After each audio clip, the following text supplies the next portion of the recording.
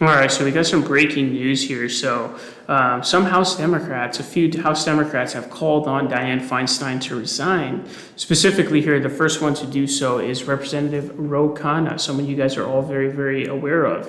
This is actually a really big deal for an actual sitting representative in the same party to call for the resignation of the others. This is a huge deal. Don't understate this in any way. It's a really, really big deal. But this article headline says Progressives call on Feinstein to resign over judicial confirmations.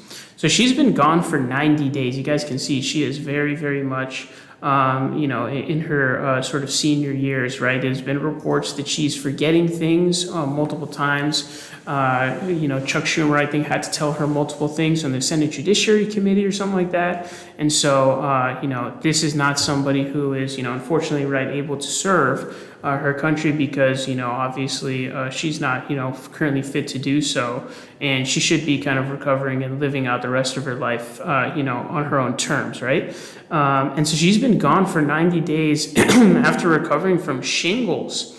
But she has not come back yet, and she's actually holding up nominating justices. And one of the things that Biden has done really well is he's really fast-tracked a lot of appointments for judges. I think he's like set a record or something like that. I did a video on that like a year ago or something, that he had basically set a record for it. But here's what the article says. It says, Rep. Khanna joined a chorus of outside progressive voices in calling for Senator Dianne Feinstein to resign amid concerns that her medical absence is keeping Senate Democrats from confirming more judges.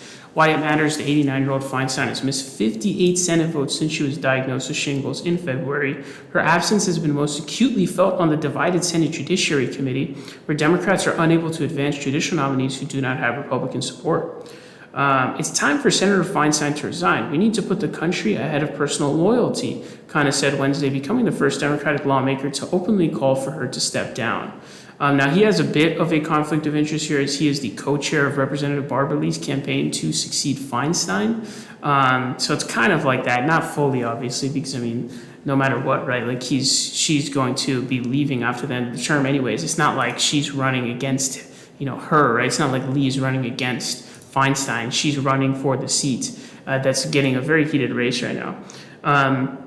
I think the solution on the judge's portion is to have her removed from her committee if she's unable to do her service, Representative Katie Porter says. And so that's to say, don't call for her to resign from the Senate entirely, but just replace her seat on the Senate Judiciary Committee.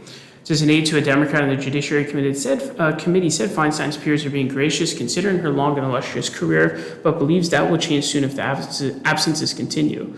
So it says Representative Dean Phillips, a moderate Democrat, said he agreed with Khanna, tweeting, "I believe it's now a dereliction of duty to remain in the Senate and a dereliction of duty for those who agreed to remain quiet."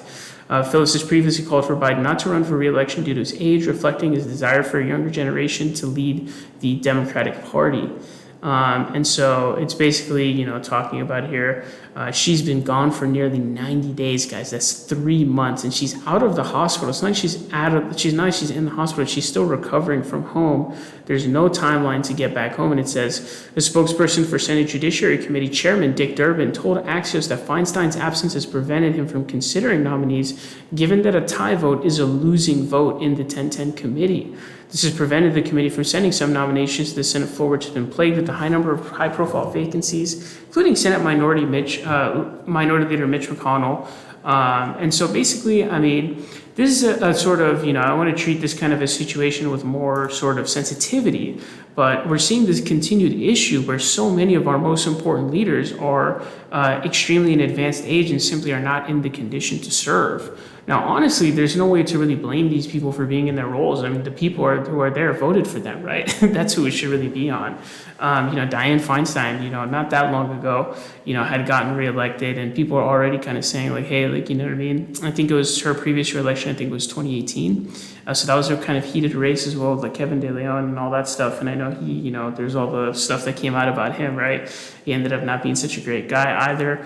But Mitch McConnell is like, not really present. Joe Biden is, very much also having sort of these kinds of gaffes and things like that.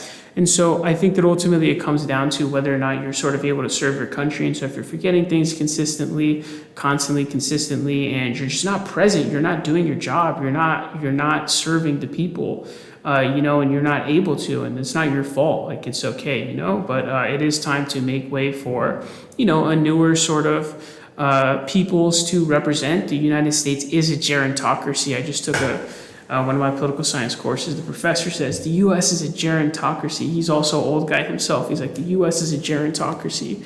And it's not normal for the U.S. for a country to be a gerontocracy, but because of our first past the post voting system, single member district first past the post voting system, you have much higher in age people because the elections are more candidate centered versus party centered. So incumbents are really, really heavily advantaged in those situations because you need money, name recognition, connections, etc.